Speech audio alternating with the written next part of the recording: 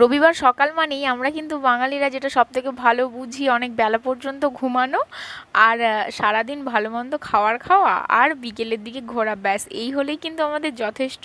তো তাই জন্য রবিবার সকালে আমি ঘুম থেকে উঠে দেখছি দুটো ব্রেড আনা আছে, তাই জন্য ভাবছি না একটু ডিম টোস্ট করে নেওয়া যাক, অনেক দিন খাওয়া হয়নি।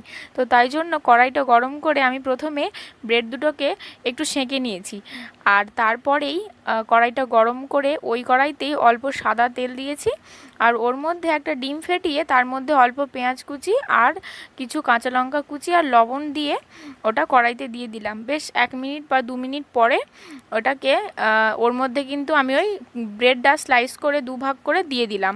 তো এটা দেখতেই পাচ্ছেন আমি উল্টাতে পারছি না। তো আপনারা কারা কারা এটা খুব ভালো রান্না করতে পারেন আমাকে অবশ্যই জানাবেন, আর এটা খেতে কিন্তু খুব ভালো লাগে। তো একটু সস দিয়ে আমি খেয়ে নিলাম।